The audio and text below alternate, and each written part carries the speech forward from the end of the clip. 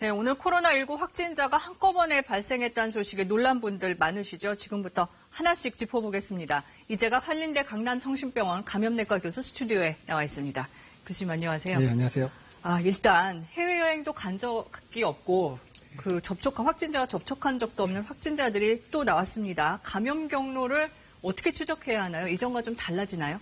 일단은 이제 역학조사 범위가 달라지는데요. 네. 예전에는 대부분 확진자와 접촉했던 분들이라면 접촉 이력만 보면 되는 거거나 해외 여행력만 보면 됐지만 이렇게 이제 환자 자체가 누구한테 전파된지를 모르는 상황이 되면 증상 발현 기준으로 췌장 잠복기에 해당된 14일까지 돌이켜서 그 사람의 기억을 더듬어가지고 만났던 사람들 또는 방문했던 장소를 이제 찾아보면서 거기서 혹시 이제 감염자가 있었는지 여부를 이제 확인해야 되는 작업들이 필요합니다. 카드 내역이나 CCTV 이런 것도 확인을 한다고 들었는데. 네, 그렇게 해야 되는데 이제 지금 이제 서울에서 29번 환자 같은 경우는 연령이 많으신 분이셔서 이제 본인의 기억도 좀 정확하지 않을 가능성이 높고 일단 어르신들이 이제 카드보다는 주로 현금을 쓰시잖아요. 그렇죠. 그러니까 그렇게 되면 혹시 훨씬 더 역학조사가 어려워지는 수밖에 없습니다. 네. 그래서 우려되는 게 파악이 안 된 감염자가 더 많을 수도 있는 거 아닙니까? 그럴 수도 있는 상황이 되는 게 지금 서울에서도 역학적 연관성 없는 환자들 계속 확인이 되고 있고 대구 같은 경우도 이제 31번째, 31번째 환자 때문에 많은 환자가 발생했지만 그 외에 환자 2명 같은 경우에도 특별하게 역학적 연관성 없는 환자들이 계속 확인되고 있거든요. 그러니까 이런 상황들이 다른 지역에서도 있을 수도 있기 때문에 그러니까 전국적인 상황에서 이런 산발적인 환자들이 계속 발생할 가능성이 상당히 높습니다. 그렇군요.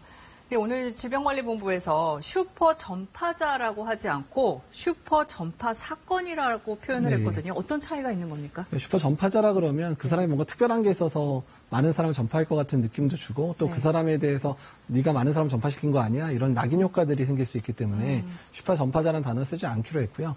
슈퍼 전파 사건이나 상황, 그러니까 그 사람이 전파가 잘 될 수 있는 상황에 놓였기 때문에 많은 사람에게 감염이 됐다. 이런 의미로 쓰기 때문에 슈퍼 전파 사건 또는 상황이라고 보통 저희가 얘기를 하고 있습니다. 네.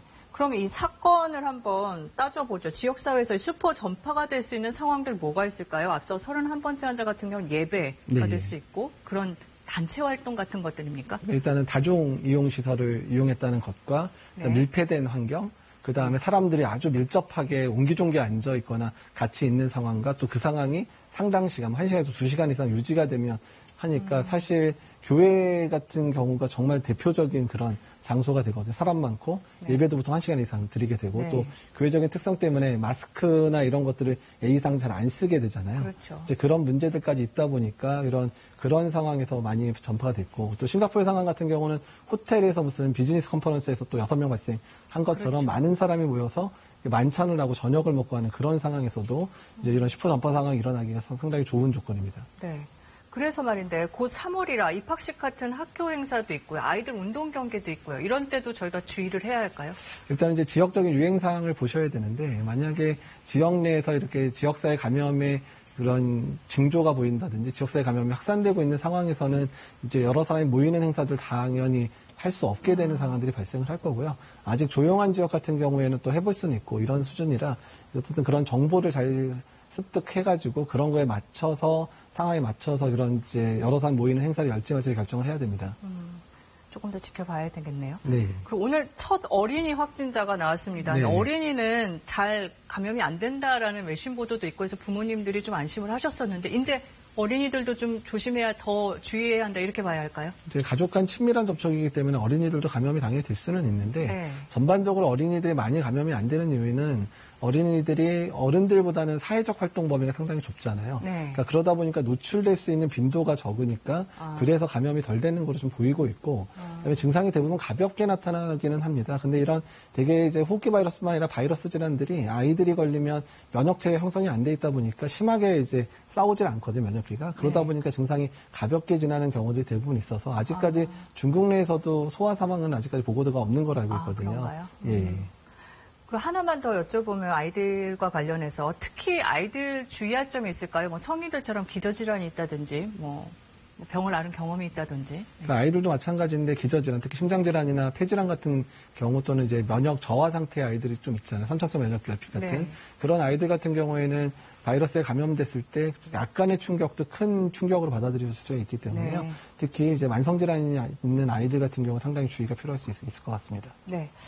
그리고 이제 새로운 국면이라고 봐도 되겠습니다. 네, 그렇죠. 예. 예. 그동안 해왔던 저희 뭐 개인적인 차원의 생활수칙도 뭐 손 씻고 마스크하고 저희가 계속 강조를 했는데 여기서 뭘 더 해야 할까요? 뭘 더 주의를 하면 좋을까요? 일단 현 상황에서는 가장 중요한 거는 정확한 정보의 그 정보를 알고 계셔야 되거든요. 우리 지역이 어디서 유행을 하는지, 어느 지역에서 환자가 발생했는지, 혹시나 내가 그런 지역을 가지 않았는지 이런 부분들에 대한 정보를 잘 알고 계셔야 되는 상황이고요. 그다음에 그런 상황 속에서 지금 이런 상황일수록 오히려 더 개인적인 위생을 더 철저히 해야 되는 상황입니다. 특히 이제 대구처럼 이제 환자들이 많이 발생하는 지역 같은 경우는 사람이 많은 지역에 또 가지 않으셔야 되는 부분들, 또 어쩔 수 없이 가게 된다면 마스크를 써야 되는 부분이고요.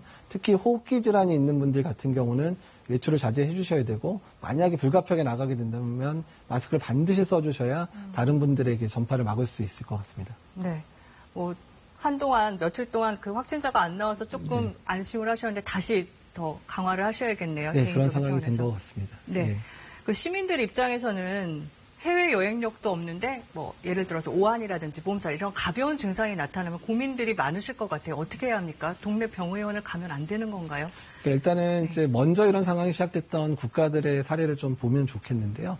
싱가포르나 일본 같은 경우는 아예 가벼운 증상이 있을 땐 집에서 좀 기다려라. 한 3, 4일 정도 병가 내고 푹 쉬다가 만약에 증상이 악화되면 이제 코로나 바이러스 감염 아닌지를 한번 확인하러 이제 1339 연락하고 선별진료소 쪽을 찾아봐라. 그리고 증상이 저절로 좋아지면 가능성이 좀 떨어지니까 일상생활 복귀해라. 이런 식으로 접근을 하고 있거든요. 네. 우리나라 내에서도 좀 타산지석 삼고 좀 따라서 벤치마킹 해야 될 그런 상황으로 보입니다. 알겠습니다.